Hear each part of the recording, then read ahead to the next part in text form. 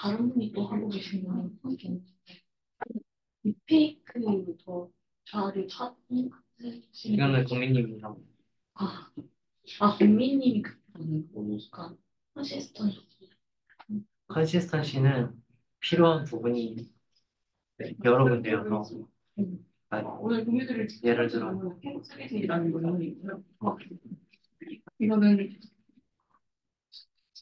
되게 딥마인드에서 나온 얘기인데 이건 요거를 보시면 한 장이나 뭐 여러 장의 이미지가 주어졌을 때 그로부터 3D를 만들겠다는 거고 이게 이렇게 주변 뭐 작은 범위의 뷰도 잘 만들지만 이렇게 360도 이거를 좀 뷰도 잘 어지우실 수 있어요. 이거를 360도의 뷰도 굉장히 잘 만든다. 그창 초록 빨간 창도 그냥 위로 붙여주시고 그거 화면 공유 중입니다. 저쪽 그걸 따르면 네. 굉장히 다양한 뷰에 대해서도 잘 만드는 거를 보여줬습니다. 그래서 이거는 이제 이 여기서 좀 기존보다 되게 좋았던 거는 이거를 일본 이내로 다 처리를 한다는 게 좀 좋은 결과라고 보여지고, 그러니까 이거를 이제 레코멘데이션을 AK에서 받아서 하기도 했고, 제가 논문 선정할 때 이 논문에 대한 추천이 트위터에 굉장히 많이 올라와가지고 이거를 좀 선정을 했고요. 그래서 보시면은 이제 단계를 조금 보면은 인풋 이미지 하나 있으면 걔로부터 이제 2D 기반의 디퓨전 모델을 사용을 해서 다양한 뷰의 이미지를, 다양한 뷰의 이미지를 여러 개를 만들어내고, 그걸 한 80점이나 아니면 490에서 920 정도의 이미지를 만들어낸 다음에 그걸 가지고 널프를 옵티마이제이션 하는 방식으로 되어 있습니다. 그래서 기존 연구들 같은 경우는 보통 이미지를 3D 기반의 디퓨전 모델부터 아예 생성을 해서 3D 컨시스턴시한 이미지들을 생성을 하게 되는데 그렇게 하게 되면은 그런 모델들은 다 3D 데이터셋을 가지고 학습을 시켜야 돼서 좀 언리얼리스틱한 이미지를 만드는 문제가 있었고요. 근데 이거 같은 경우는 2D 디퓨전 모델을 사용하기 때문에 그런 부분에서는 훨씬 퀄리티가 좋게 나오는 걸로 볼 수 있습니다. 그리고 널프로 학습을 마지막에 결국에 시키기 때문에 3D 컨시스턴시는 유지를 시킬 수 있는 걸로 보이고요.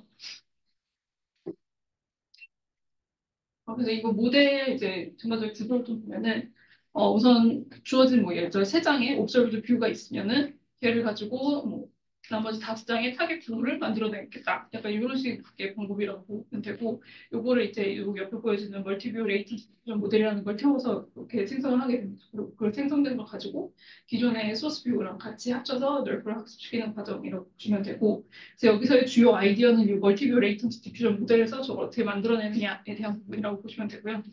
그래서 요거는 이제 요 하나 한 번 태울 때 여기 최대 8장을 한꺼번에 넣어서 인풋으로 넣어서 그 생성을 하는데 이때 옵저브드 뷰랑 타겟 뷰를 같이 섞어서 인풋으로 사용을 하고 대신 아웃풋을 뱉는 거는 타겟 뷰에 대한 생성된 이미지만을 아웃풋을 뱉게 됩니다. 그래서 각각의 이제 인풋을 좀 설명을 하면은 옵저드 뷰 같은 경우는 이제 인풋 이미지를 인풋을 태워서 레이턴트 스페이스로 보내고 이거는 어떤 노이즈를 입히거나 하지 않고 이 레이턴트 스페이스가 그대로 인풋으로 사용을 하고요. 여기에 추가적으로 각 레이별로 그 포인트의 카메라 뷰 포인트 값을 각각 넣어주게 됩니다. 그래서 이 포인트 같은 경우는 뭐 이쪽에서부터 이쪽으로 향하는 유닛 벡터 값을 x, y, z 값으로 이제 코디네이서 같이 콘캣에서 넣어준다고 보시면 되고 여기에 추가적으로 이제 바이너리 마스크를 넣어주게 되는데 그거는 이게 옵졸브드 뷰냐 타겟 뷰냐를 의미한다고 보시면 되고 그래서 이거 같은 경우 뭐다 같이 1이라든지 다 같이 0이라든지 이런 값이 같이 콘캣에서 들어간다고 보시면 될 것 같습니다. 여기 여러 장이 있는 게 뭐예요? 채널인가요? 그냥 레이턴트 스페이스 채널이면 이 여러 장이 겹쳐져서 이렇게? 요거요? 네. 네, 네, 맞습니다. 여기 네. 네. 네.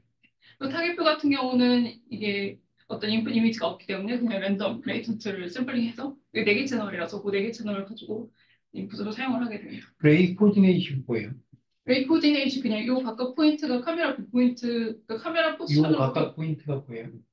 각각 픽셀 포인트가 이 2D 이미지에 이미지 대한 네, 상에서의 각 2D 이미지 픽셀이요? 상에서 네, 2D 이미지 네네. 상에서 요 각각의 픽셀의 포인트가 카메라 중심점으로부터 고 향하는 방향의 유닛 벡터 값이라고 보시면 될 것 같아요. 그래서 널프에서의 카메라 디렉션 값이라고 보시면 될 것 같습니다. 그게 놀프에서 필요했었나요? 네, 널프에서는 보통 네, 그거를 포지셔널 인코딩 해서 인풋으로 사용을 하긴 합니다. 여기서 그거를 이제 2D 이미지로 만들어서 채널로 콘캣해서 인풋으로 사용을 하고요. 모델 구조를 조금 더 딥하게 보면은 얘네가 이제 8개씩을 한꺼번에 인풋으로 받고 그 중에 이제 언신 뷰에 대해서만 생성을 하는데 구조는 거의 비슷하고요. 그래서 여기서 조금 차이 나는 거는 제가 앞에 설명드린 거에서 조금 차이 나는 거는 인풋 이미지에서 인풋을 통과시켜서 레이턴트 스페이스 상으로 옮긴 다음에 결국 64 바이 64에 대해서 이 레이맵이랑 옵저드 마스크를 콘캣한 그래서 이 값들이 결국 64 바이 64에서 계산이 됐다는 정도가 조금 앞에 설명드린 거랑 조금 다를 것 같긴 한데 네, 그렇게 해서 콘캣을 하고 그걸 똑같이 윈넷을 태워서 이미지를 생성을 한다고 보시면 됩니다. 여기 구조에서 또 차이나는 또 다른 하나는 이 업샘플링 쪽 블럭에서 얘네가 조인트 어텐션이라는 걸 사용을 하는데 이거는 그냥 비디오 디퓨전 쪽에서 많이 사용하는 방식이라고 생각을 하시면 되고 셀프 어텐션 할 때에 뭐 자기 프레임만 보는 게 아니라 다른 프레임들까지 다 참조를 해서 어텐션을 본다고 생각을 하시면 될 것 같습니다. 그래서 그게 이제 추가되었다는 거, 그게 차이고, 그다음에 16바이 16이랑 32바이 32에 대해서만 요거를 적용을 했고, 또 속도를 높이기 위해서 플래시 어텐션, 여기 제가 문제는 정확하게 못 찾아봤는데, 플래시 어텐션이라는 거를 같이 추가를 했다고 합니다. 그리고 이거 같은 경우는 텍스트 임패딩을 전혀 사용을 하지 않아서 언컨디셔널 같은 세팅이라고 생각하면 될 것 같고요. 네, 모델 구조는 그게 다고 이제 여기서 조금 중요하다고 얘네가 얘기를 하는 거는 인풋에 원래 소스 뷰들이 있으면은 타겟 뷰로 이제 샘플링 해야 되는데 그때 카메라 출력자를 어떻게 정의할 것이냐가 하나의 중요한 요소였다고 얘기를 하고 그래서 그걸 얘네가 한 4가지 종류로 미리 정의를 해놓고 그냥 씬의 특징에 따라서 그거는 골라서 사용을 했다고 합니다. 근데 저게 성능에 좀 중요한 요소였다고 얘기를 하고요. 그리고 한 번에 얘네가 이제 8개의 뷰를 인풋을 받고 아웃풋을 생성을 할 수 있기 때문에 그거를 그냥 리얼리스트 뷰를 컨디션으로 써서 뭐 예를 들면 3개 뷰를 컨디션으로 받고 걔네 주변에 있는 5개 뷰 정도만 이렇게 아웃풋으로 내보낸 거라고 보시면 되고 그래서 얘네가 이제 실험한 세팅이 2가지가 있는데 단 싱글 이미지를 인풋을 받았을 때랑 멀티뷰 이미지를 인풋을 받았을 때 이렇게 2가지 세팅이 있는데 싱글 이미지 같은 경우는 한 개 뷰만 있으니까 그걸 가지고 이 3D 씬을 만들 수 있는 7개 앵커 뷰를 먼저 골라서 걔네를 먼저 생성을 하고 그걸 다 활용해서 80개 뷰를 생성했다고 보시면 되고 뷰 세팅 같은 경우는 380에서 960개 뷰를 그냥 뷰 인풋을 가지고 생성을 했다고 보시면 될 것 같습니다. 여기서 사용한 널프 같은 경우는 집 널프를 사용을 했고, 어, 이거 학습하는데 이제 기존의 집 널프에서 사용하던 로스에다가 추가적으로 저 퍼셉추얼 로스라는 걸 퍼셉추얼 로스를 적용을 했고요. 그다음에 이 로스를 적용을 할 때에 각 샘플마다 그 소스 이미지의 소스 이미지랑 현재 타겟 이미지 사이의 디스턴스를 가지고 각각 로스에다가 웨이트를 줘서 뭐 가까운 거에 대해서는 좀 더 언설티티가 떨어지는 형태로 학습이 될 수 있게 세팅을 했다고 합니다.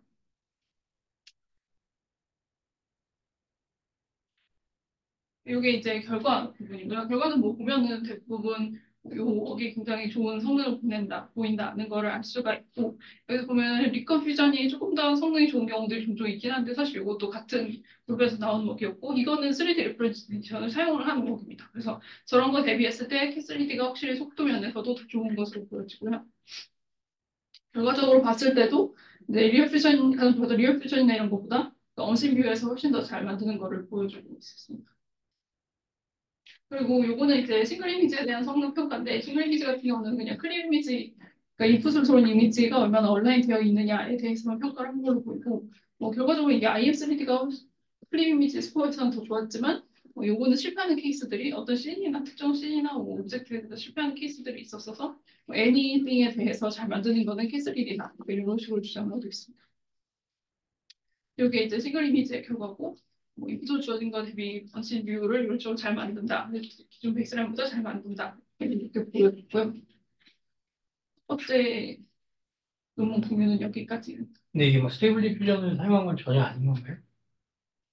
어, 파인 튜닝하고 그러는 게 아니에요? 딱히 언급은 없기는 했었는데요.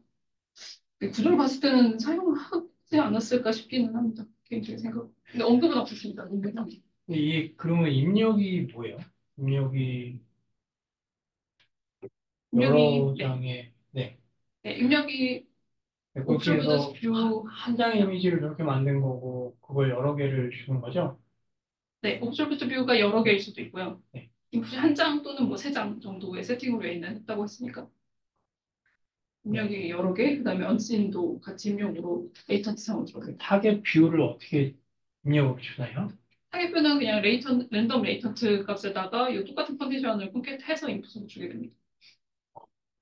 그리고 얘네가 이제 셀프 어텐션 계산할 때만 다른 프레임까지 다 보면서 셀프 어텐션을 계산을 하는 거예요. 이렇게 이미지를 만든 다음, 2D 이미지 만든 다음에 그걸로 널프를 돌리는 거예요? 네, 그걸로 옆을 학습합니다. 그래서 요거 내용을 보면은 이걸 만드는데 5초 정도밖에 안 걸리고 널프를 학습하는데 거의 55초를 다 쓰는다고 해서 총 1분 이내로 만든다고 얘기를 합니다. 근데 디퓨전 모델 인퍼런스 하는 게 5초밖에 안 걸려요? 이게 제가 보니까 A100 16개 써서 만들었다고 하더라고요. 그래서 80장 한다고 하면은 배치 사이즈 5로 했을 때 돌아줄 수는 있을 것 같아요. 네. 저 480과 960이 1분 내로 될지는 큰 GPU를 더 쓰지 않았을까 싶기는 한데 전 그런 것 같습니다. 네.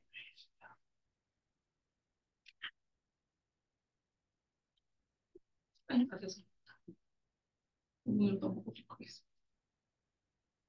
다음 논문은 이제 스마트 컨트롤이라는 논문이고요. 이것도 AK가 리커멘데이션 한 거고 아직은 아카이빙 상태고 올해 4월에 아카이빙 되고 이건 그냥 하얼빈 인스티튜트 테크놀로지라는 그래서 이제 나온 거고 얘네가 한 태스크의 모티베이션은 컨트롤넷 같은 경우는 뭔가 이미지를 생성을 하려면 인풋으로 받는 컨디션이 굉장히 디테일이 다 살아 있어야 되고 그래서 굉장히 얼라인된 컨디션이 필요한데 사실 그렇게 만드는 게 굉장히 어렵다. 그래서 뭐 예를 들면 우리가 남자 이미지를 만들려고 할 때 이 남자의 형상을 다 가지고 있는 컨디션을 매번 다 생성을 해서 이걸 만들어야 되는 게 어려우니까 우리가 뭐 예를 들어서 여자 이미지를 갖고 있으면 그걸로부터 이걸 러프하게 반영을 해서 남자 이미지를 만들고 싶다. 이런 거를 이제 한 게 이 태스크라고 보시면 됩니다. 그래서 어, 인풋 컨디션을 좀 러프하게 반영하고 프롬프트가 되게 많이 반영된 이미지를 만드는 게 목표인 거기고요.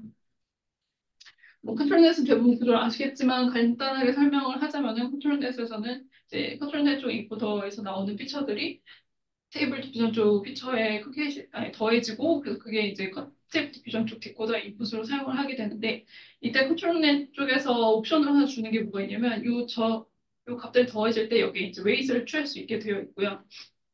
그래서 그게 알파로 표시가 돼서 컨트롤넷 쪽 피처에다가 이 알파를 곱해서 스테이블 디퓨전 쪽 피처에 더해져서 이제 이미지를 생성하는 옵션이 있습니다. 그래서 얘네가 그 옵션을 가지고 실험을 좀 진행을 했는데 이 옵션에서 저 알파 값을 조정을 하면은 컨트롤넷 쪽의 피처들이 적용되는 그 강도가 좀 줄어들거나 뭐 늘어나거나 이렇게 할 수 있으니까 그걸 좀 줄였을 때 우리가 원하는 태스크를 수행할 수 있는가에 대한 거를 좀 확인을 했고 그래서 뭐 특정 알파를 썼을 때 그런 태스크를 잘 수행을 하는 경우를 봤다고 합니다. 근데 이게 항상 잘 되는 거는 아니고 전체 얘네가 실험한 것 중에 한 60%가 이거를 적절한 알파 값을 찾을 수 있었다고 얘기를 하고요. 어떤 거 같은 경우는 뭐 백그라운드랑 아니면 폴그라운드에 사용되는 알파 값이 서로 다를 때 더 좋은 결과를 보여주는 거를 확인을 해서 얘네가 이런 거를 이제 토대로 제안한 아이디어는 이 각 픽셀에 대해서 저 알파를 좀 예측하는 프레딕터를 하나 달아서 그것만 학습을 시켜서 요거를 이제 이미지를 생성을 해보자. 이게 얘네의 아이디어입니다. 그래서 기존에는 그냥 컨트롤넷의 아웃풋을 이쪽 스테빌 디퓨전 아웃풋에서 더했다면은 이 프레딕터를 통과시켜서 프레딕터에서 알파 값을 예측을 하고 각 픽셀 단위로 이 컨트롤넷 아웃풋에다가 그 값을 곱해서 스테빌 디퓨전의 인풋에 더해줘서 그거를로부터 이제 디코딩을 하겠다는 거고요. 그래서 이 컨트롤넷 스케일 프레딕터라는 거의 구조는 컴브랑 렐로 세 개 레이어에 시그모이드가 붙어 있는 구조고 이게 각 레이어마다 하나씩 존재한다고 해서 제가 보기에는 12개의 레이어, 12개의 프로젝터가 존재할 것으로 보입니다. 그리고 이거 인풋 같은 경우는 얘네가 이제 두 가지를 포켓해서 인풋을 사용을 하는데 첫 번째는 스테이블 디퓨전에서 아웃풋으로 나온 이 피처 값을 그대로 인풋을 사용을 하고 두 번째는 이 피처에다가 스테이블 디퓨전에 아웃풋으로 나온 피처가 더해진 값. 그래서 원래 컨트롤넷이 그냥 돌았다면 이 피처를 가지고 생성을 하는 거겠죠. 요거를 이제 두 개를 콘캐스로 해서 모델을 태우게 됩니다. 그래서 결국에 원래 스테이블 디퓨전에 생성하는 피처 대비 여기서 뭘 잘못 만들고 있는지를 뭔가 비교해서 볼 수 있게 이렇게 두 가지를 인풋으로 나온 것으로 보이고요. 이걸 이제 학습시키기 위해서는 데이터셋을 만들어야 되는데 데이터셋을 어떤 식으로 만들었냐면 오픈 이미지라는 데서 뭐 오브젝트가 한 30% 이상 차지하고 있는 이미지들을 샘플링한 다음에 그 이미지들이 갖고 있는 클래스를 확인을 하고 그 클래스와 똑같은 페어런트 클래스를 갖고 있는 다른 클래스들을 추출한 다음에 원래 이미지를 그 새롭게 구한 타깃 클래스 이미지로 변환을 하게 합니다. 그래서 요거는 수작업으로 했다고 하고, 또 컨트롤에서 아까 앞에서 말씀드린 대로 알파 값을 수정하면 그게 반영이 된 이미지들이 생성되는 경우들이 있기 때문에 저 알파 값을 저렇게 여섯 가지 세팅에 대해서 실험을 해보고 그중에 괜찮은 게 있으면 걔를 매뉴얼리 필터링해서 그걸 사용을 하고 괜찮은 값을 못 찾으면 그냥 그 데이터는 버리고 이런 식으로 해서 데이터셋을 구축을 했다고 합니다. 그리고 추가적으로 얘네가 뒤에 이제 로스에서 마스크를 좀 사용을 하는 부분이 있어서 그 마스크도 같이 검출을 했고요. 그래서 마스크도 어떤 식으로 했냐면 원래 이미지랑 이렇게 새로운 클래스가 반영된 이미지 두 개 각각에 대해서 셈 같은 거를 태워가지고 걔네 오브젝트 부분에 마스크를 구하고 두 개의 마스크의 차이 값을 가지고 이 M 컴플리트라는 마스크를 구해놓고요. 또 다른 거는 두 개의 백그라운드에 대한 마스크인데 그 두 개 영역의 백그라운드를 합쳐진 그런 마스크 영역을 하나 더 구해놓고 이 두 가지를 나중에 로스텀에서 사용을 합니다. 그래서 이제 이게 학습하는 로스텀인데 LDN 같은 경우는 기존의 쫄넷 학습할 때 사용하는 로스텀 그대로 사용을 하고요. 대신에 C를 이제 러프하니까 그러니까 뭐 현재 텍스트랑 안 맞는 그 값을 넣어서 학습을 진행을 하고 여기에 추가적으로 이제 LC라는 게 붙게 되는데 이 LC 같은 경우는 주어진 마스크 영역에서 그러니까 원래 갖고 있던 컨디션으로 생성되는 영역에서 너무 크게 벗어나지 않게 그래서 요 컴플릿 때는 마스크가 너무 커지지는 않지만 그래도 최소 이 알파 컴플릭이라는 값 이상은 되도록 유도를 하는 게 되어 있고 백그라운드 같은 경우는 반대로 이게 좀 커져도 되지만 알파 백그라운드보다는 낮은 값을 갖도록 이렇게 로스를 걸었다고 합니다. 네, 방금 거기까지고 이제 실험 결과 보면은 실험을 얘네가 평가를 클립 코사인 시뮬러리티랑 그다음에 셀프 시뮬러리티 디스턴스라고 해서 다이노를 가지고 평가를 했고 추가적으로 얘네가 두 가지 매트릭을 제안을 했는데 첫 번째는 클래스 컨피던스라고 해서 이 클래스에 얼마나 잘 맞췄는지를 평가했다고 하는데 뭐 어떤 식으로 했는지에 대한 자세한 설명이 요거는 없었습니다. 그래서 요 세 가지를 먼저 결과를 이쪽에서 보면은 전반적으로 봤을 때 아울스가 확실히 좋기는 하지만 굉장히 지고 있는 게 요 아니 다이노 VIT 시뮬러리티에서 컨트롤넷에 비해서 굉장히 지고 있는데 이거 어떻게 보면 굉장히 당연한 게 컨트롤넷 그 구조를 그대로 받아서 이미지를 생성을 하니까 당연히 다이노가 굉장히 성적이 아니, 다이노 스코어에서 이길 수밖에 없는 세팅이고요. 그래서 얘네가 추가로 한 게 이 GPT-4V를 써가지고 두 가지를 가지고 이 GPT한테 평가를 하라고 얘기를 했다. 그래서 컨디션 이미지랑 생성된 이미지 간의 퍼스널 레이아웃이 얼마나 잘 배치되는지 그리고 주어진 텍스트가 얼마나 정확하게 반영이 됐는지 이 두 가지를 가지고 GPT-4V한테 어떤 게 베스트 모델이냐를 평가하라고 했을 때 요 스마트 컨트롤이 67%로 좋은 모델이라고 결과를 받았다고 하고요. 추가로 유저 스터디도 했고 유저 스터디에서는 78.3%로 퍼포먼스가 좋았다고 합니다. 이게 이제 퀄리티 결과고요. 개인적으로 봤을 때 퀄리티 결과가 되게 잘 나온다고 좀 보고 있고 그래서 이렇게 보시면은 이제 뎁스에서 고양이 위치 되게 잘 맞추면서 자동화 대신 자동차를 되게 잘 만들고 뭐 자동차에서 트랙터도 되게 잘 만들고 사슴인데 뭐 호랑이도 잘 만들고 꽃이 유전면서 잘 만들고 약간 이런 식의 결과를 되게 잘 보여줬습니다. 그리고 어블레이션 스터디로는 이제 우선 데이터셋을 얘네가 만들었으니까 데이터셋이 그럼 몇 장이나 필요하냐에 대한 거를 진행을 했고 대략 1000장에서 2000장 정도면은 뭐 성능이 나온다고 얘기를 합니다. 그래서 1000장 이상이면은 성능이 나온다고 볼 수 있을 것 같고요. 그다음에 또 다른 거는 얘네가 이제 똑같은 데이터셋을 가지고 이런 프레딕터를 붙이는 게 아니라 모델 아예 파인 튜닝 하거나 어댑터를 붙이거나 이런 거랑 같이 성능 비교를 했는데 이렇게 프레딕터를 사용하는 게 가장 성능이 좋았다고 합니다. 네, 요거는 여기까지고 1분 30초 남았는데 혹시 질문 있으실까요?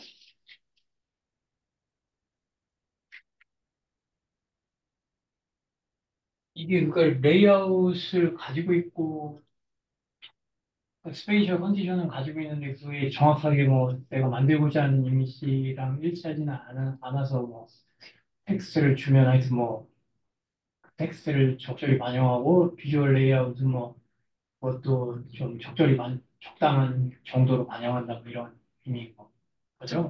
그죠. 그러니까 컨디션은 원래 거에서 크게 벗어나지 않지만 텍스트가 반영이 되고 조금 유도를 했다고 볼 수 있어요. 이게 근데 트레이닝 데이터를 어떻게 만들죠? 트레이닝 데이터는 아까 이 실험에서 네. 매뉴얼리 이렇게 확인을 했다고 말씀을 드렸잖아요. 그냥 이렇게 매뉴얼리 만들었어요. 뎁스 넣고 뎁스 넣고 음. 텍스트 넣고 알파 값을 조정해 봤을 때 원하는 게 잘 만들어졌다 싶은 걸 매뉴얼리 골라서 그러면 얘랑 얘가 페어로 데이터셋이 되는 거죠.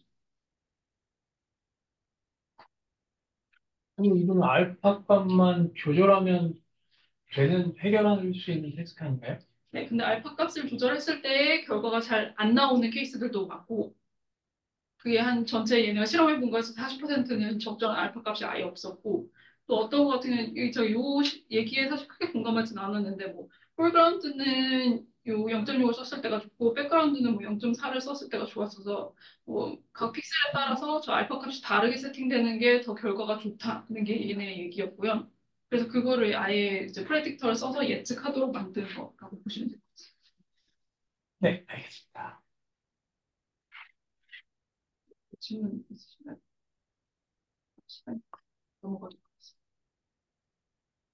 마지막 논문은 로스 컨트롤이라는 논문이고 이것도 AK가 추천을 한 논문인데 이거는 사실 작년 12월에 나왔던 거라서 조금 된 논문이긴 한데 제가 일보를 가져온 거는 이게 사실 태스크는 앞에 거랑 동일한 태스크고 동일한 모티베이션으로 한 논문이고요. 대신에 이게 이제 이런 거를 처음으로 제안을 했던 논문이라서 좀 가지고 왔습니다. 그래서 이건 어도비에서 나온 논문이고 모티베이션은 동일합니다. 그래서 이런 이미지를 컨트롤넷에서 생성하려면 이렇게 디테일이 다 있는 걸 만들어야 되는데 저런 게 너무 어렵다. 그래서 그거를 이제 얘네는 뎁스 컨디션을 아예 타겟해서 실험을 진행을 했고 그 뎁스 컨디션을 좀 제너럴라이즈한 버전으로 넣었을 때 이미지 생성할 수 있게 만들고자 하는 게 목표였습니다. 그래서 얘네가 한 거는 크게 네 가지 태스크를 수행을 했고요. 첫 번째, 처음 앞에 두 개는 이제 컨트롤하는 태스크고 뒤에 두 개는 에디팅하는 태스크인데 컨트롤하는 태스크 같은 경우는 이렇게 어떤 바운딩 레이아웃 레이아웃 같은 텍스트를 인풋을 넣어주면은 그 안에 이제 어떤 오브젝트들이 있어야 되는가 이런 것들에 대한 건 텍스트를 참조를 해서 이제 이미 모델이 알아서 채울 수 있도록 하는 게 얘네 목표였고 3D 바운드 박스 컨트롤 같은 경우는 어떤 우리가 도구 같은 거 만들고자 했을 때 이런 쉐입이 다 있어야 되는 게 아니라 얘를 대충 포함하는 3D 바운딩 박스가 주어지면 요거에서 이 부분을 활용을 해서 얘네가 텍스트가 적용된 이미지를 생성을 하는 거를 목표로 했습니다. 그래서 이 컨트롤넷 결과랑 딱 비교를 해보면 얘네 목표가 좀 명확하게 보이는데요. 컨트롤넷 같은 경우는 이렇게 쉐입이 뎁스를 완전히 따라가게 되지만 얘네는 그런 거를 다 없애고 굉장히 잘 만들어냈다라는 걸 좀 볼 수 있을 것 같고요. 에디팅도 두 가지 태스크를 수행을 했는데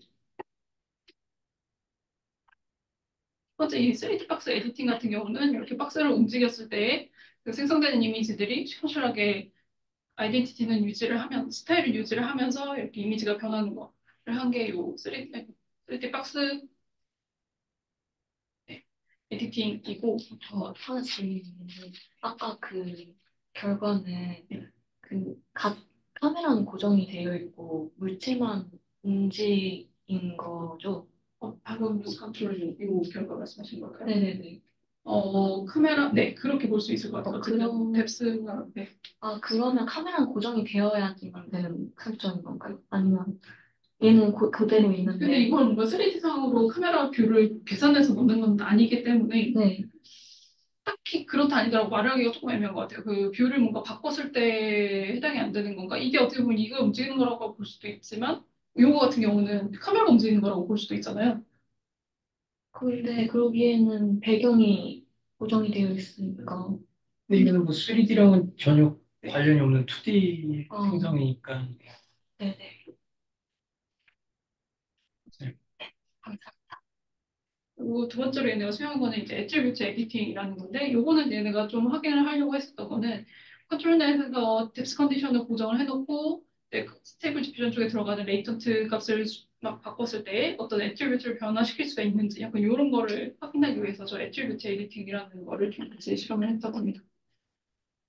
모델 구조를 보면 모델 구조는 굉장히 간단하고요. 그래서 이런 러프한 뎁스가 입술 주어졌을 때 컨트롤넷에 로라를 붙여서 기존의 컨트롤넷 구조에서 이 로라 부분만 학습을 하고 예로부터 이제 쉐입이나 이런 거는 무시가 된 채로 텍스트가 반영된 이미지를 생성을 하도록 모델을 학습을 했고요. 이 데이터셋을 이제 어떻게 만들었냐가 얘네 아이디어 중에 좀 하나일 수도 있을 것 같은데 이거는 요 이제 정답으로 사용되는 이 이미지로부터 이 뎁스를 에스티메이션하는 이 프록시 에스티메이터 부분을 얘가 좀 제안을 했습니다. 프록시 에스티메이터로부터 이제 컨트롤하는 두 가지 태스크 중에 씬 바운더리를 만드는 태스크를 해서 어떻게 이 데이터셋을 만들었는지를 보면은 인풋 이미지가 주어지면 얘네가 조뎁스라는 걸 사용해서 이런 메쉬를 뽑았고요. 이건 그냥 제가 한번 저 모델에서 한번 돌려봤는데 그냥 진짜로 이런 뎁스 필요 없고 그냥 인크리 이미지만 주어지면 저렇게 메쉬를 아예 뽑아줍니다. 그래서 이 뷰에서 바로 본 메쉬 형태로 이렇게 뽑혀지고요. 이렇게 뽑아지고 나면은 요거를 이제 옵젝트가 있는 위쪽에서 아래로 프로젝션을 시켜가지고 그 프로젝션 시킨 상태에서 이 옵젝트들이 있는 바운더리를 보여주게 됩니다. 이렇게 바운더리를 구한 다음에 그 바운더리부터 다시 프로젝션 시킨 거랑 반대 방향으로 익스트랙션 시키면 이렇게 레이아웃이 구해지고 그걸로부터 뎁스를 에스티메이션 한 값을 가지고 요 페어 세팅을 구했다고 얘기를 합니다.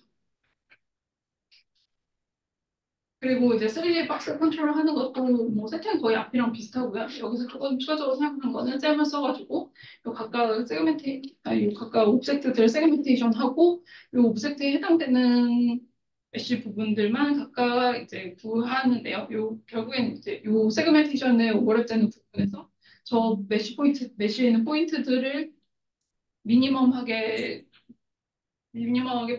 포함하는 3D 바운딩 박스를 구했다고 보시면 될 것 같아요. 방식은 다 똑같고 그냥 셈을 추가해서 그 부분은 골라냈다 정도가 조금 다른 것 같습니다. 네, 방법은 있고 이게 다고요. 그다음에 에디팅 쪽으로 넘어가면은 요거는 이제 3D 박스 에디팅 하는 건데 요게 이제 얘네 목적은 스타일은 유지를 하면서 뭔가 시퀀셜한 에디팅을 수행을 했을 때 시퀀셜한 에디팅을 수행을 하는 게 목표였고 요거는 이제 어떤 식으로 하냐면 예를 들어서 첫 번째 이미지를 생성을 했다고 하면은 그 이미지를 가지고 스테이블 디퓨전에서 걔를 생성할 때 나오는 어텐션 레이어의 키랑 밸류 값을 셀프 어텐션인 것 같죠? 키랑 밸류 값을 네, 그 이후에 이미지를 생성할 때 그 키 밸류 값을 원래 소스 이미지 걸로 대체를 해서 사용을 했다고 합니다. 근데 이걸 모든 레이어에 대해서 다 사용을 한 건 아니고 어쨌든 컨디션이 반영이 돼서 쉐입을 형성을 해야 되기 때문에 어, 아래 그러니까 로우 레졸루션 레이어 같은 경우는 기록을 그대로 사용을 하고 하이 레졸루션 레이어의 마지막 두 개의 디코더 레이어에 대해서만 이 셀프 인젝션 하는 걸 사용을 해서 사용을 했다고 합니다.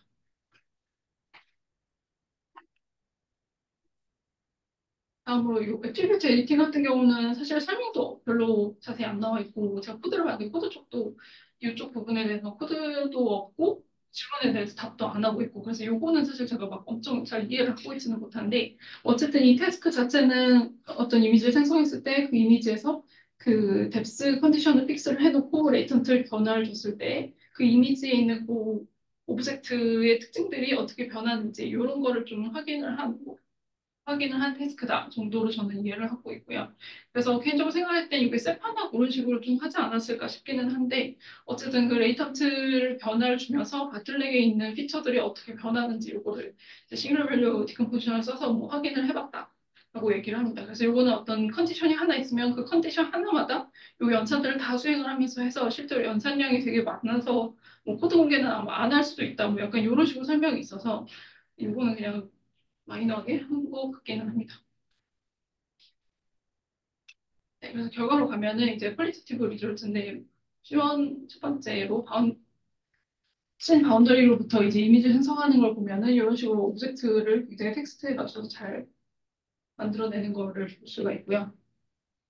두 번째 태스크도 이렇게 쉐입 같은 게 기존의 컨트롤넷은 뎁스의 영향력을 되게 크게 받는데 그런 거에 좀 자유롭게 이미지를 잘 생성한다 그런 걸 볼 수가 있고 사실 이번 같은 경우는 이 비디오 결과들이 보여주고 있어서 비디오 보는 게 확실히 더 좋아서 이런 걸 좀 보시면 될 것 같고 그래서 얘가 움직일 때 물론 옵셋가 조금씩 변하기는 해요. 하지만 어느 정도 잘 유지를 하면서 스타일을 잘 유지를 하면서 변한다. 이거를 좀 확인할 수 있어요. 애트리뷰트 같은 경우는 그런 식으로 이제 어떤 걔가 요걸 움직였을 때 뭐 레더로 바뀌더라. 소파가 레더로 바뀌더라. 뭐 약간 이런 것들을 찾아서 그런 거를 좀 몇 가지 보여줬어요. 그리고 이노만 같은 경우는 얘네가 퀀티티티브 이밸리에이션을 따로 한 거는 없고 그냥 유저 스터디만 했었고 유저 스터디 결과에서는 뭐 굉장히 지배적으로 자기네가 잘한다는 걸 보여줬고요. 근데 왼쪽 리조트 같은 경우는 이게 요 앞에 요 람다 값이 앞에 논문에서 알파로 보여줬던 그 값인데 얘네도 똑같은 실험을 진행을 했고 그래서 저렇게 람다만 컨트롤에 수정을 한다고 해서 이런 웍들을 수행을 할 수는 없더라라는 거를 이제 같이 레포트를 했습니다. 여기까지고 보십시오. 질문 있으실까요? 생각보다 시간이 오래 걸렸어요. 애트리뷰트 컨트롤은 그 뎁스랑 무슨 관련이 있는가요? 관련이 없는 거 아니에요?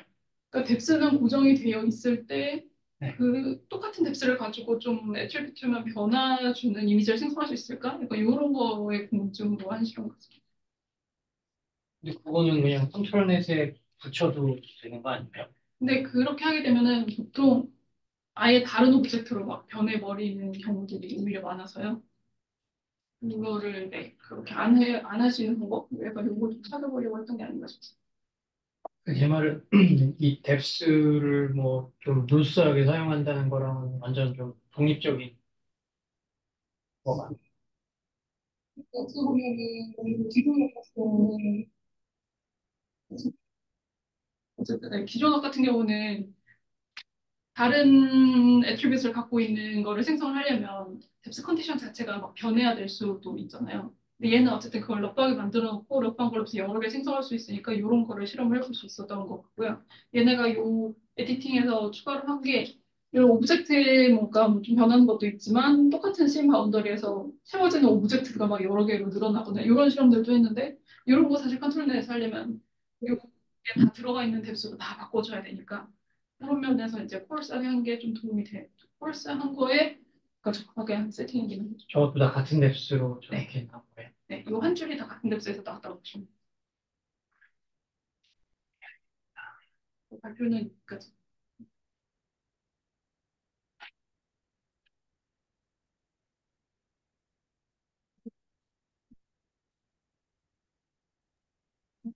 그 화면 공유 권한 좀 주실 수 있나요?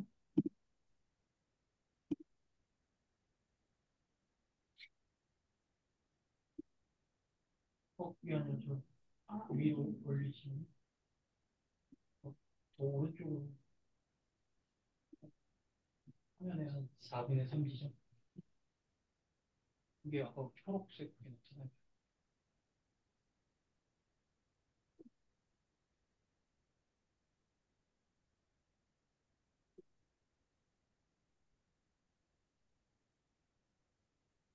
운영면으로 넘어가 있어요.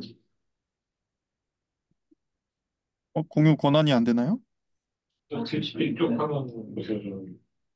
네, 직접 접속화면 보시고 그다음에 저 초록색 올라갔을 때 뜨는 메뉴에서 화면 공유 쪽 건드리시고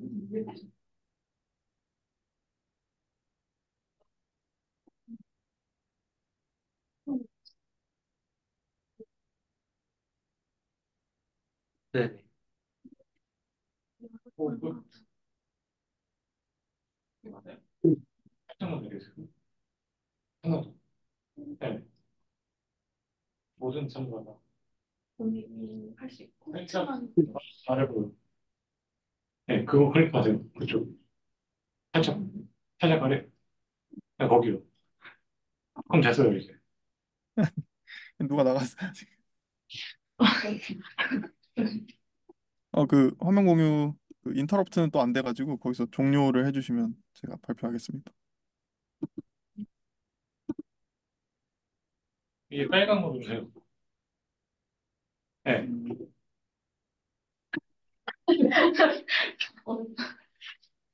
고맙습니다.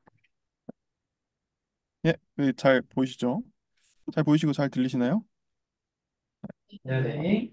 네, 그럼 발표하겠습니다.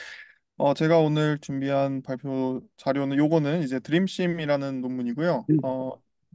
뉴립스 2023 스포트라이트를 받아서 발표를 하게 되었고요. 그다음에 저희가 맨날 쓰는 VGG를 이용한 뭐 LPIPS 아니면 뭐 PSNR 말고 새로운 또 시밀러리티를 우리가 측정할 수 있는 모델이 없을까? 뭐 약간 이런 취지입니다. 그래서 MIT랑 어도비에서 나왔고 주요 저자로는 필립 이솔라랑 리처드 장이 있습니다. 나온 지는 한 1년 정도 된 논문인데 한번 같이 보면 좋을 것 같아서 가져와 봤습니다. 그래서 여기 지금 아래 보시면은 뭐 요 가운데 레퍼런스 이미지를 기준으로 뭐 왼쪽과 오른쪽 중에 어느 게 더 이제 비슷해 보이냐 이렇게 이제 물어보면은 뭐 엘핍스는 뭐 예를 들어 여기서 엘핍스는 오른쪽, 예를 들어 요 샘플에서는 엘핍스는 왼쪽, 여기서 다이노는 뭐 왼쪽 오른쪽 이렇게 이거를 이제 다 표시해 놓은 거고요. 그다음에 이제 사람은 뭐 저희 같은 사람은 뭐 사람마다 의견이 좀 다를 수 있겠지만 이거랑 비슷한 거 좀 더 오른쪽이 가까워 보이고 뭐 요거는 클래스가 있으니까 뭐 오른쪽이 더 가까워 보이고 요것도 뭐 오른쪽이 더 가까워 보인다 약간 이런 식으로 이제 저희가 분류를 할 수 있습니다. 그래서 이런 것들을 이제 휴먼 비주얼 시밀러리티라고 하고요. 이런 시밀러리티가 이제 중요한 이유는 뭐 처음 이 논문 시작에 이런 명언을 또 이렇게 적어놨는데 이게 뭐가 이제 같은지부터 잘 아는 게 뭐 굉장히 또 우리 생각에 중요하다고 합니다. 그래서 요거를 이제 그럼 이런 시밀러리티가 이제 엘핍스나 다이노 클립 이런 모델들로 저희가 이제 보통 많이 재는데 얘네들이 뭐 항상 그렇듯 이제 완벽하지 않다 또는 PSNR 이런 로우 레벨과 또 비교를 해봤을 때 로우 레벨은 또 로우 레벨만의 단점이 있고 이 친구들 같은 하이 레벨은 또 너무 클래스에 치중한다는 또 그런 단점이 있어서 그러면 좀 어떤 것들을 얘네들은 하고 싶으냐 하면은 그 중간 어딘가인 미드 레벨이라고 얘들이 얘기를 합니다. 그래서 사실 뭐 그 미드 레벨이 정확하게 어느 정도인지라고 이렇게 딱 꼬집어서 얘기를 하지는 않는데 뭐 못하는 것 같기도 하고 근데 뭐 아무튼 대략적인 취지는 사람하고 가장 여기 지금 보는 것처럼 사람의 평가랑 가장 가까운 모델을 만드는 게 목적입니다. 근데 그 사람이 아주 로우 레벨 시뮬러리티를 보지도 않고 하이 레벨 시뮬러리티도 보지 않더라. 약간 요런 느낌인 것 같습니다. 그래서 이 논문의 컨트리뷰션은 아까 제가 지금 말씀드린 대로 이런 새로운 매트릭 사실 정확하게는 이런 새로운 매트릭을 측정할 수 있는 모델을 학습시켰다라는 게 중요한 거이고요. 그 다음에 다른 하나는 이 모델을 학습시키기 위한 데이터셋을 새로 만들었습니다. 그래서 그 데이터셋에 대한 컨트리뷰션이 좀 커가지고 논문이 잘 된 것 같아요. 그래서 데이터셋부터 설명을 드리자면 이 데이터셋을 그래서 어떻게 만들 거냐 이제 얘기를 했을 때 제목에서 알 수 있듯이 이 신테틱 데이터로부터 만들겠다고 한 거고요. 이 데이터셋 이름은 뭐 나이츠인데 노벨 이미지 제너레이션 with human tested similarity라고 해서 이제 이미지랑 레이블로 이루어져 있고요. 당연하게도. 그래서 이 이미지들이 어떻게 생성된 거냐, 어떻게 만들어진 거냐 하면은 이미지 오버 카테고리. 뭐요 카테고리가 뭐 이제 뭐 도구가 될 수도 있고 뭐 라브라도 리트리버 이런 식의 클래스 이름이 될 수도 있고 뭐 꽃 종류 이름이 될 수도 있고 이런 클래스 이름들이 이 자리를 차지해서 들어가게 된다. 그리고 이제 그거를 프롬프트로 해서 SD 1.4를 이용해서 좀 예전 논문이라 SD 1.4를 이용해서 생성했다고 합니다. 근데 이제 이 뒤에서 이제 조금 더 다시 설명을 드릴 예정인데 이제 보시면은 요 이미지들을 저렇게 클래스별로만 다 생성을 미리 해둡니다. 그래놓고 이제 하는 작업은 뭐냐면 어, 이 왼쪽 예시로 들어드리면 이게 세 개가 다 어떤 하나의 꽃 이름 뭐꽃 1번이라는 뭐 그런 클래스에 대해서 생성한 이미지라고 합니다. 근데 어떤 꽃 이미지들은 뭐 이렇게 잘못 생성된 걸 수도 있고요. 아니면 뭐 좀 더 그나마 거리감이 있는 그런 이미지가 있을 수 있고 다른 하나는 뭐 좀 더 가까워 보이는 이미지가 있을 수 있는데 이 친구들이 이제 실제로 한 레이블링은 어떤 거냐면 이렇게 한 프롬프트로부터 세 개의 서로 다른 시드로 이미지를 세 개를 생성한 다음에 이 세 개에서 어, 하나를 레퍼런스 기준으로 잡아서 사람들한테 레이블링을 시킵니다. 어떤 레이블링이냐면 A가 가까워 보이냐 아니면 B가 가까워 보이냐 요거를 이제 two alternative forced choice라고 얘기를 하고요. 요런 레이블링을 하나 해서 만든 게 하나의 데이터셋이고 다른 하나는 요 이미지 프롬프트 1번, 프롬프트 2번 있으면 x1, y1, x2, y2 이렇게 이제 이미지를 생성할 수가 있는데 저희가 약 이 앞에 거 두 개 이거를 이제 뭐 500ms 뭐 0.5초 보여주고 얘네 둘이 0.5초 보여주고 그다음에 얘네 둘이 0.5초 보여주는데 그 사이에 뭐 1초가 있고 이렇게 이제 잠깐 지나가면서 이렇게 보여주는 건데 그러면서 이 왼쪽에 등장했던 이미지 두 개가 같았느냐 아니면은 둘 다 보여준 다음에 오른쪽에 등장한 이미지 두 개가 같았느냐 이걸 이제 just noticeable difference라고 이제 얘기를 하더라고요. 그래서 이제 내가 잠깐 봤을 때 이 이미지 두 개가 같아 보였는지 이런 식의 휴먼 비주얼 시뮬러리티를 측정할 수 있는 레이블링을 만들어 줬습니다. 그래서 요거는 이제 다 직접 사람이 레이블링한 AMT를 이용해서 레이블링을 했고요.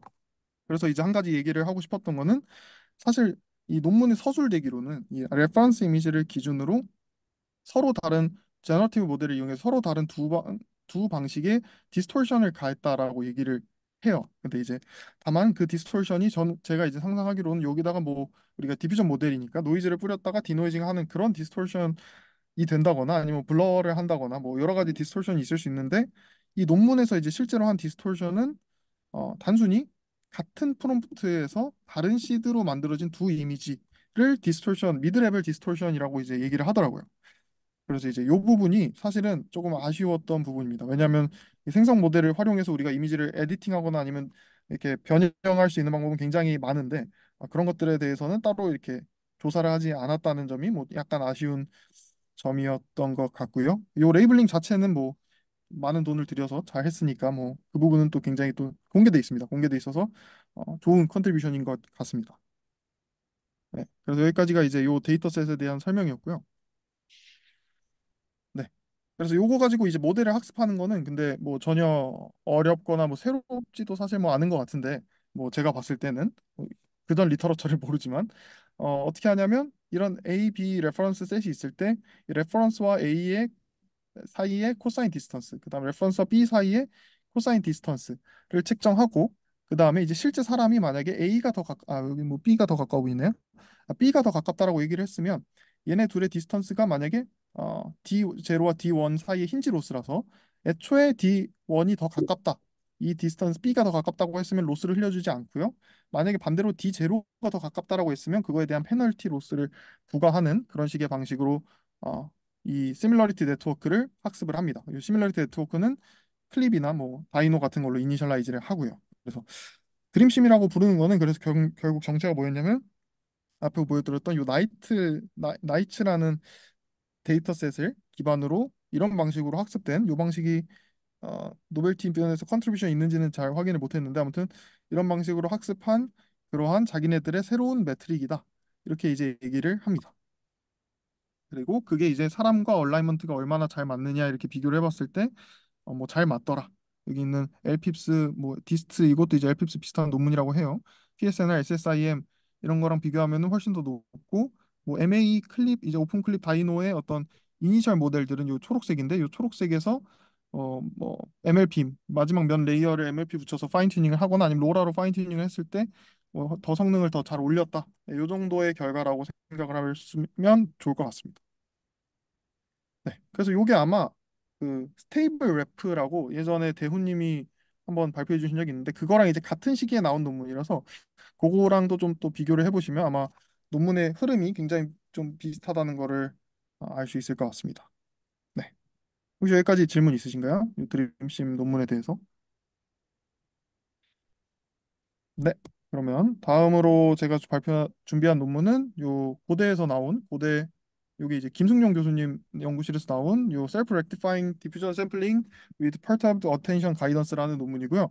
이제 요 논문은 제가 이제 가져온 이유는 이게 클래시파이어 프리 가이던스보다 더 좋다고 하는데 뭐 눈으로 봤을 때 더 좋아 보입니다. 더 좋아 보이고 얘가 좀 더 범용성이 높아 보여요. 그래서 요것도 우리가 테스트 타임에 마치 그 프리유처럼 테스트 타임에 적용할 수 있는 새로운 하이퍼 파라미터, 테스트 타임 하이퍼 파라미터를 제공해 준다는 취지로 어, 없는 것보다는 항상 더 나을 것 같아서 그래서 한번 가져와 봤습니다. 그래서 이거의 뭐 성능부터 먼저 보면은 스테이블 디퓨전이 기본적으로 언컨디셔널 제너레이션을 되게 못하는데 뭐 딱히 이걸 잘할 이유도 없고요. 근데 이제 그런 것들을 어, 요 언컨디셔널 제너레이션에서는 클래스파이 프리 가이던스를 못 쓰죠. 언컨디셔널이니까. 근데 그런 상황에서 이 PAG라는 가이던스는 사용할 수 있어서 이런 식으로 이미지 퀄리티가 높아졌다라든지 아니면은 뭐 컨디셔널 제너레이션 상황에서도 왼쪽에 있는 베이스라인 그냥 단순히 컨디셔널 제너레이션을 하라라는 것보다 PAG를 적용한 요게 좀 더 좋더라. 물론 요 이제 요거 이 베이스라인이 CFG를 사용한 건 아니고요. 요거는 이제 그냥 컨디셔널 제너레이션을 시킨 거고 얘는 PAG. PAG가 사실 이제 CFG랑 굉장히 특성이 비슷해서 둘을 비교하면 아마 큰 차이가 없을 수도 있을 것 같긴 합니다. 근데 뭐 둘을 같이 쓸 수도 있으니까 아무튼 그다음에 뭐또 여기 예시로는 컨트롤렛 같은 경우에서도 널 텍스트라는 거를 우리가 사전에 준비하지 않는 이상 클래스파이 프리 가이던스를 못 쓰는데 뭐 그런 경우에서도 쓸 수 있다. 뭐 이런 특징을 가지고 있습니다. 그래서 그게 이제 뭐 모티베이션이 먼저 뭐냐? 요 메소드를 먼저 설명드리기 전에 메소드의 모티베이션부터 설명을 드리면 애초에 CFG가 하던 일이 무엇이었을까를 이제 고민을 해본 것 같습니다. 그래서 CFG가 한 작업은 이제 여기 컨디션이 들어간 어떤 그 스코어 또는 가이던스 뭐 입실론이 있고요. 그 다음에 널 텍스트에 대한 입실론이 있어서 저희가 실제로 하는 일은 여기다가 이 두 개를 빼서 두 개를 뺀 게 뭐 델타라고 하면은 이 델타 곱하기 가이던스 스케일만큼 원래 하려던 거에 추가로 더해주죠. 또는 뭐 외분 외적 외분 외적 외분이라고 생각을 할 수도 있을 것 같고요. 그 외분을 이렇게 해서 원래 하는 작업인데 그러면 요 델타, 이 디퍼런스가 원래 뭘 하던 애였냐를 이제 자세히 뜯어본 결과 이게 일종의 파인 그레인드 디테일하고 요 텍스트의 프롬프트의 렐러번트한 피처를 앰플리파이 하는 역할을 하는 것 같더라라는 이제 추측입니다. 그래서 이제 뭐 여기서 보면은 우리가 코기가 이제 그 꽃을 달고 있는 코기를 그려달라고 하면은 뭐 꽃이랑 코기에 좀 이렇게 강조가 되는 그 형태에 대해서 좀 강조가 되는 그런 부분이 드러나게 됩니다. 왜냐하면 이 언컨디셔널에서는 좀 형체를 알아볼 수가 없는 상태이고요. 초반에. 그다음에 컨디셔널에서는 형체가 조금이라도 더 있는 상황이기 때문에 실제로 하는 작업은 이런 그 스트럭처적인 정보를 추가적으로 더 강제한다. 이렇게 이제 얘기를 할 수 있을 것 같습니다. 그다음에 이제 이 친구들의 이제 모티베이션은 이 널 텍스트가 가이던스랑 비슷한 효과를 내는 무언가가 또 없을까 이렇게 이제 고민을 한 거고요. 그래서 원래 이 PAG라는 것은 어떻게 했냐면 이 CFG가 원래는 이제 컨디션 한번 넣은 인퍼런스 결과랑 뭐 널 텍스트 한번 넣은 인퍼런스 결과를 두 개를 빼서 뭐 외분해가지고 이렇게 이미지를 만들어냈는데 이널 텍스트 대신에 얘네들이 이제 차용한 방법은 이 셀프 어텐션 레이어들한테 이제 찾아갑니다. 이 유넷 안에 있는 셀프 어텐션 네트워크 그 레이어들에 다 찾아가서 셀프 어텐션의 쿼리키를 곱해서 원래 이제 이 n by n 그 매트릭스를 이제 시뮬러리티 매트릭스를 이제 구한다면 그 매트릭스를 그대로 사용하는 게 아니라 이 매트릭스를 아예 지워버리고 그거 대신에 아이덴티티 매트릭스를 활용합니다. 그러니까 다른 말로 하면은 그냥 이 밸류가 그대로 통과하게 합니다. 그럼 이게 이제 약간 어떤 의미를 가지고 있냐 약간 해석 정도로만 할 수 있을 것 같은데 제가 봤을 때 뭐 요 저자들이 설명하기로는 이 앞에 있는 커리키를 이렇게 매칭하는 그 과정이 스트럭처적인 정보를 담당하고 있다고 하고요. 그다음에 실제 밸류가 이제 이 안에 있는 그 어피어런스, 그러니까 이게 뭐 개다 아니면 뭐 여기가 뭐 좀 털이 있는 구역이다 아니면 눈깔이 있는 구역이다 뭐 이런 식으로 어피어런스를 다루고 있고 앞에가 스트럭처를 다루고 있는데 우리가 앞에서 봤을 때 이 CFG가 스트럭처를 좀 핸들링하는 것 같으니까 우리가 이 스트럭처를 강조하기 위해서 꼭 널 텍스트를 할 필요 없이 이 네거티브 프롬프트 일종의 네거티브 프롬프트로 이 스트럭처를 무시하는 스트럭처가 없는 아이덴티티를 하면 스트럭처가 없는 거라고 이제 해석을 할 수 있을 것 같아서 스트럭처가 없는 그런 아웃풋을 대신 사용해 보자 라는 정도로 이해를 하면 좋을 것 같습니다. 네, 그렇고요. 그래서 뭐 그 이상의 뭔가 해석도 뭐 하면 할 수 있겠지만 요 정도의 해석이 딱 적당하다고 뭐 저는 생각을 했습니다.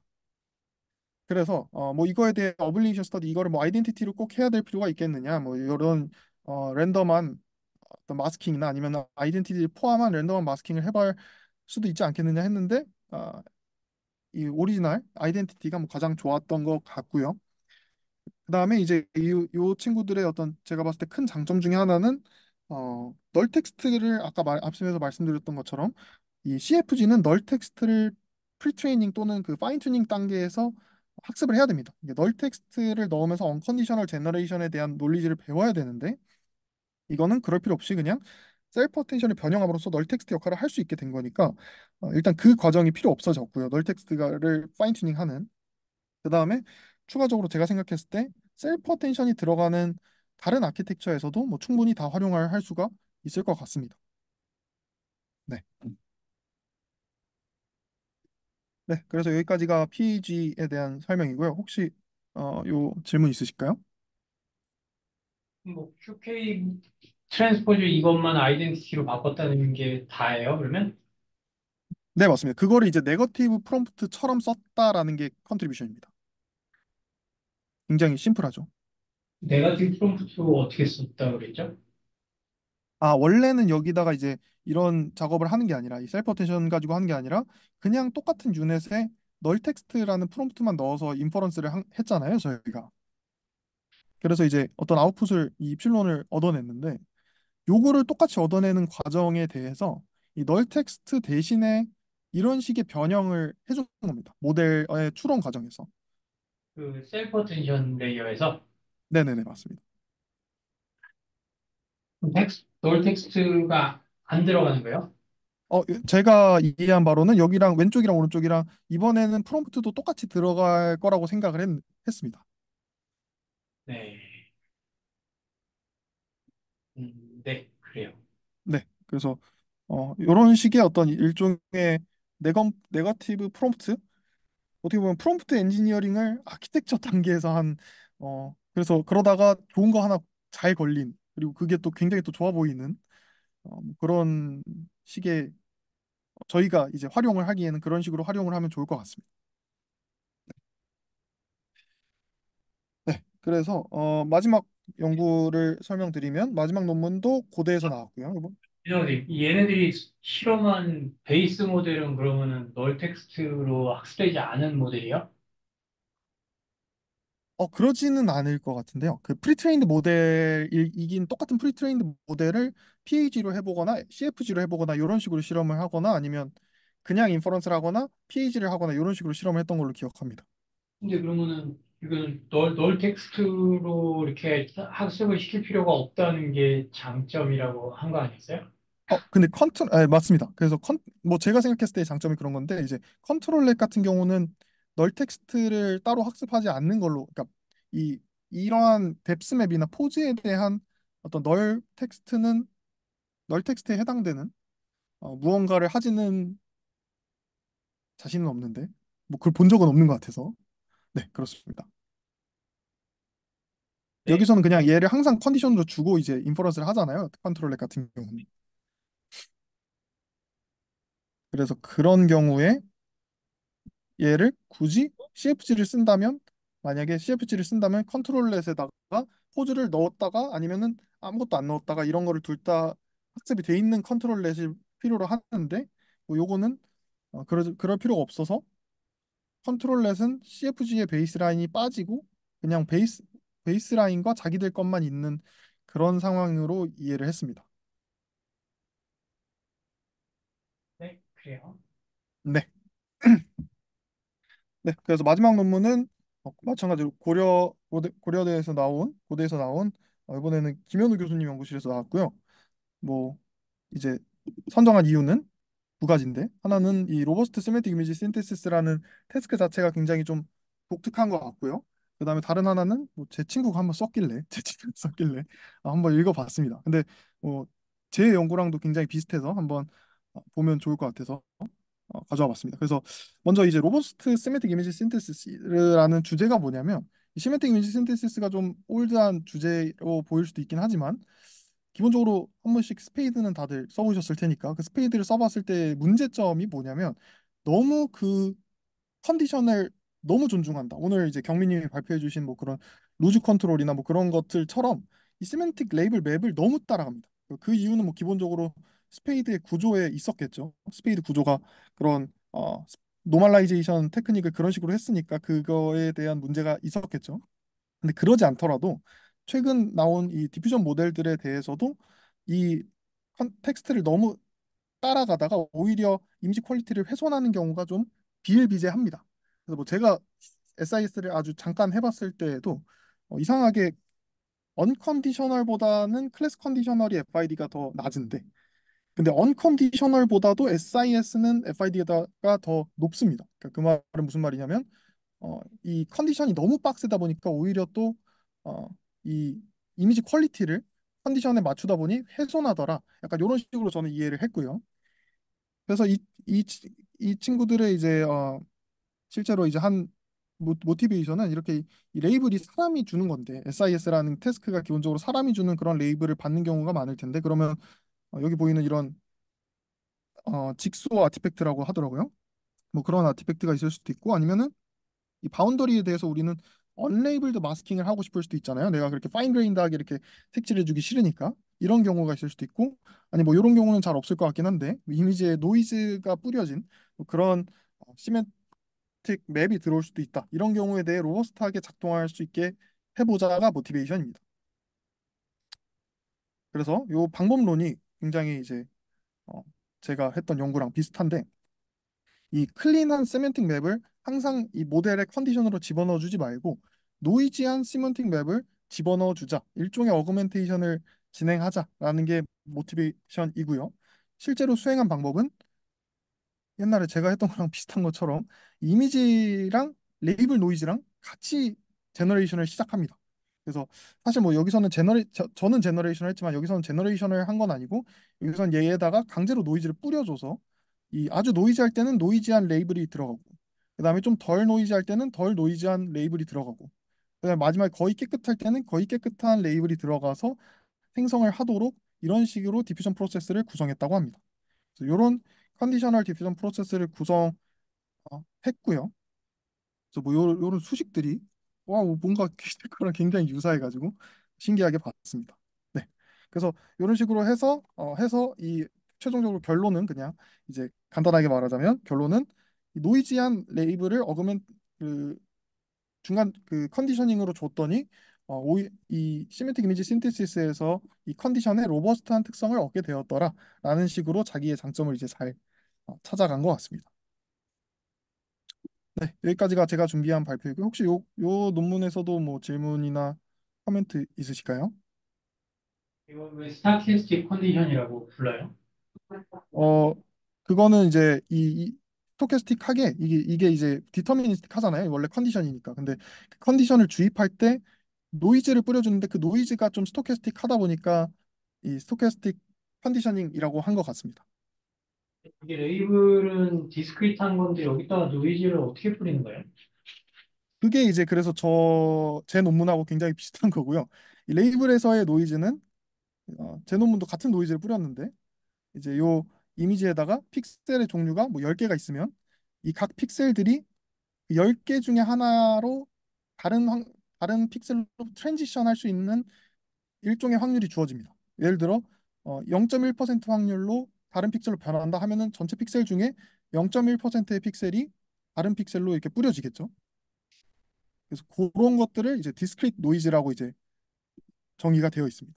그래서 그 노이즈를 똑같이 뿌렸더라고요. 네, 그렇습니다. 네. 네, 혹시 뭐 더 질문 없으시면 오늘 발표 마치도록 하겠습니다. 감사합니다. 네, 고마워요. 네, 수고 많으셨습니다.